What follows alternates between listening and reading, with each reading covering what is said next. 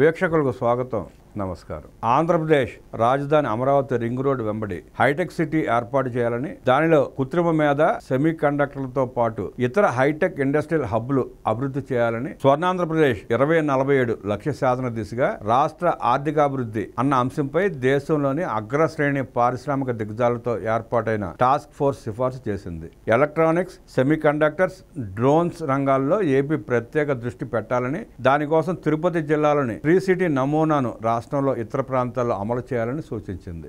విశాఖపట్నం, అనంతపురం, తిరుపతిలో సమీకృత ఐటీ పార్కులు, ఇంక్యుబేషన్ సెంటర్లు ఏర్పాటు చేయాలని, అభివృద్ధి, పరిశోధన వంటి నిర్దిష్టమైన విభాగాల్లో పనిచేసే సంస్థలకు ప్రత్యేక రాయితీలు ఇవ్వాలని సూచించింది. అమరావతి చుట్టుపక్కల మెడిసిటీని అభివృద్ధి చేయాలని సిఫార్సు చేసింది. Tata sons executive chairman N Chandrasekaran co చైర్మన్గా ఏర్పాటైన టాస్క్ ఫోర్స్ రూపొందించిన 360 పేజీల నివేదికను ముఖ్యమంత్రి చంద్రబాబు ఢిల్లీలో బుధవారం విడుదల చేశారు. వాటిలోని ముఖ్యాంశాలు చూస్తే, ప్రస్తుతం రాష్ట్ర స్థూల ఉత్పత్తిలో 72% విశాఖపట్నం, ఎన్టీఆర్, తిరుపతి, కృష్ణా, ఏలూరు వంటి 15 జిల్లాల నుంచే వస్తోంది.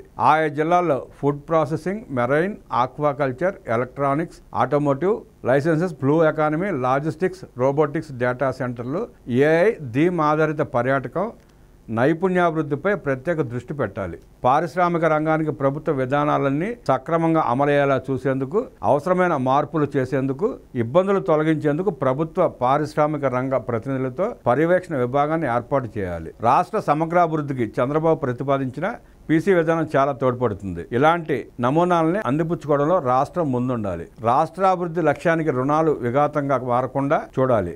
ద్రవ నియంత్రణ చట్ట నిబంధనల అమలుకు స్వతంత్ర సంస్థను ఏర్పాటు చేయాలి. నీతి ఆయోగ్తో కలిసి స్టేట్ ఇన్స్టిట్యూట్ ఆఫ్ ట్రాన్స్ఫర్మేషన్ నెలకొల్పాలి. రెవెన్యూ వ్యయాలకు రెవెన్యూ రాబడినే ఖర్చు చేయాలి.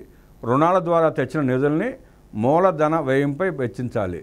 ఆంధ్రప్రదేశ్ మెడికల్ టెక్నాలజీ జోన్ కాన్సెప్ట్ని ప్రమోట్ చేయాలి. లైఫ్ సైన్సెస్, టెక్నాలజీ రంగాల్లో అవకాశాలను అందిపుచ్చుకునేందుకు ప్రపంచ శ్రేణి సెంటర్ ఆఫ్ ఎక్సలెన్స్ను ఏర్పాటు చేయాలి. సెమీ కండక్టర్లు, ఫ్యాబ్స్, డిస్ప్లే యూనిట్లు, ఎనర్జీ స్టోరేజ్, సోలార్ సెల్స్ వంటి హై ఎండ్ ఎలక్ట్రానిక్ పరికరాల ఉత్పత్తి పరిశ్రమల్ని నెలకొల్పడంపై దృష్టి పెట్టాలి. ఆంధ్రప్రదేశ్ అభివృద్ధి కోసం నివేదికను రూపొందించడాన్ని తాను గౌరవంగా భావిస్తున్నట్లు Tata sons executive chairman Chandrasekaran ప్రకటించారు.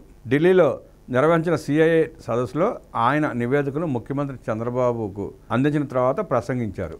ఐటీ పరిశ్రమ టేకాఫ్ అవుతున్నప్పుడు 25 ఏళ్ల క్రితం చంద్రబాబుతో సన్నిహితంగా పనిచేసిన అనుభవం నాకుంది. ఈరోజు హైదరాబాద్లో టీసీఎస్ సహా పెద్ద ఐటీ కంపెనీలు కనిపించడానికి కారణం ఆయన దార్శనికతే. అప్పట్లో మేము ఉదయం 6 గంటలకే సమావేశం అయ్యేవాళ్ళం. ఇప్పుడు మళ్ళీ ఏపీ ఆర్థికాభివృద్ధి నివేదిక రూపొందించడం గొప్ప అవకాశంగా భావిస్తున్నా. ఇప్పుడు ఆంధ్రప్రదేశ్ జీడిపి దాదాపు $170 బిలియన్ మేర ఉంది. వచ్చే 20 ఏళ్లలో ఏటా 15% వృద్ధి సాధించాలన్నది సీఎం లక్ష్యం. ఈ రాష్ట్రానికి ఏదైనా సాధ్యమే. ఈ నివేదికలో ప్రతి జిల్లాలో తలసరి ఆదాయం, అందులో మొదట చిట్టచివరి ఉన్న జిల్లాల గురించి చెప్పాం.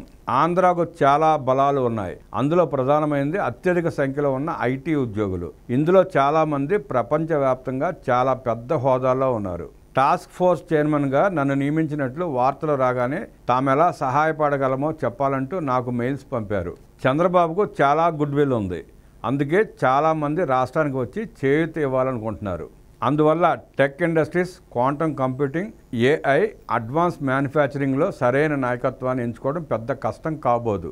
రాష్ట్రంలో మౌలిక వసతులు కల్పిస్తే మిగతావన్నీ జరిగిపోతాయి. వ్యవసాయం, ఆహారం, పెట్రోకెమికల్స్, మైనింగ్ లాంటి రంగాల్లో విస్తృత అవకాశాలు ఉన్నాయి. వీటన్నిటిని గురించి నివేదికలో చెప్పామని చంద్రశేఖరన్ ఈ సందర్భంగా పేర్కొన్నారు.